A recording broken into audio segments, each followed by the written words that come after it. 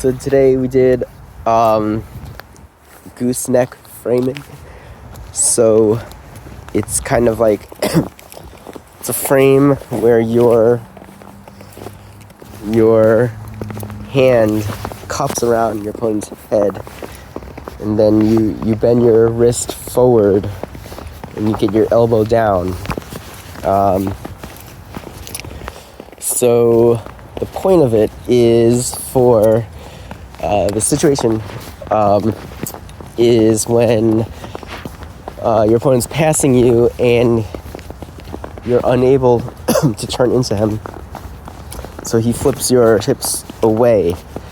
So for example, he's passing to your left, but your hips are facing, he's passing to his left, and your hips are facing your left. So, alright, so from the perspective of you on the ground, suppose you just have an open guard. He's coming to your right side, and now your hips are facing to the left. He's forced your hips away from him, because you would want your hips toward him to try to keep your legs in between you. Right, so in that case, when he's coming to your right, so he's like has his arms around your waist and he's like tripoding up, or he's on his knees. You want to like club his head. So with your right hand, you get you want your elbow, you want your like forearm and bicep to be at his neck. So in between his head and his shoulder, your forearm and bicep are forming a V, and then your hand is cupping his head, and then you're like, you have your wrist bent backwards. Wait. Or forwards. You have his wrist bent forwards, not backwards. So it looks like a gooseneck. So ideally you're supporting yourself with your left hand, but it's possible that you're on your back, in which case you want to build yourself up so that you are supporting yourself with your left hand. And then you want to kind of shrimp away, create space, and then the position you want to be in is you want your right leg to be in between his legs. So you might not be able to get there right away. A worst case scenario is both your feet are outside on the left side of his legs. So in this case, you want to keep shrimping away, and then he'll chase you. And when he chases you, so worst case is that he's like on his knees, and you can't get any hooks on his legs. So in this case, you want to kind of shrimp away, create separation. He'll chase you, and when he chases you, there'll be a gap between the back of his calf and his hamstring.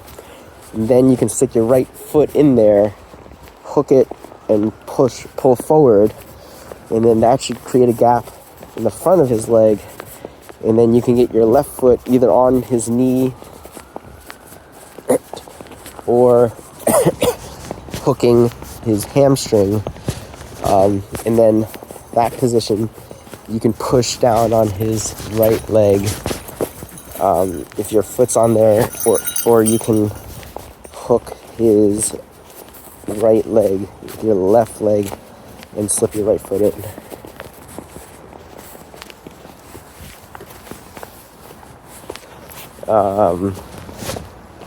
So then once your right foot is in and you're hooking his hamstring,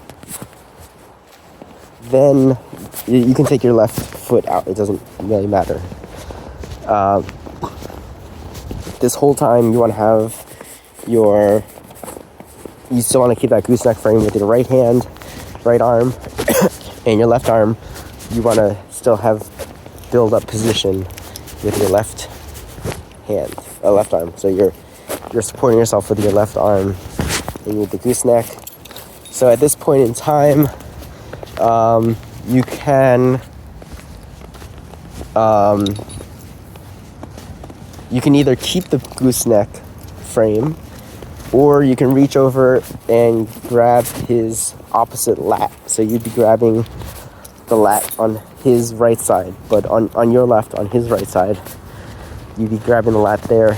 If you do that, you want to keep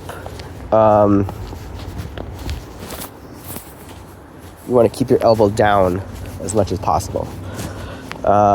Nick recommends keeping the gooseneck frame because, so the end result is you want to do a sweep. So if he posts his left hand, and you're sweeping to the right, so if he posts his left hand and prevents the sweep, then the gooseneck is great because you have a frame, and then you can just get into guard from that point. If you have the lat, then things are just like a little bit more difficult. Yeah. So let's see. Let's go rewind back. You have the gooseneck. You have your left arm is supporting you, and you have your right leg has a hook on his right hamstring.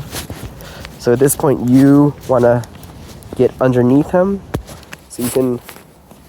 I found this a little difficult, but the other thing is he'll probably be pushing in because he wants to pass you. So, but anyway, you want to get underneath him, and then you want to roll back. So you want to. It's sort of similar to like the long step. When long step, you want to get elbow, shoulder, and then leg, like bum, bum, bum, like a rhythm. This one, you want to get shoulder, elbow, and then you pull with the hook, with the right foot hook.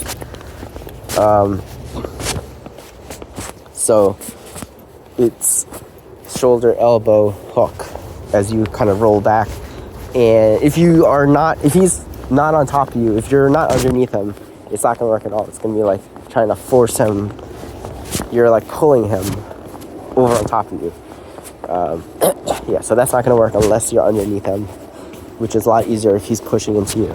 Let's see. Okay, so then once you do that sweep, you will be on your side. He'll be next to you. Your right foot will be in between his legs. Your left foot will be free. Your right hand will still gooseneck, so you want to control his head with your right hand still. You also have that gooseneck kind of frame. Your hand will still be right next to his head because of that gooseneck frame. So you want to control his head. And then, so if he doesn't trap your right leg, then you can just push out and then kind of wrestle up with him. If he traps your right leg, just like crossing his ankles or something like that, which he probably will do, then you want to shrimp away, create space, get your right knee pointed into his belly, and have enough space so that your right knee, you can pivot on your right knee. So your right knee is like touching the ground. So once you've kind of separated enough so that you're able to do that, at that point you can throw your left leg over and then like kind of mount him. And then your leg is still trapped, you're in like a quarter guard passing situation. So it's just normal from there. So that was the move today.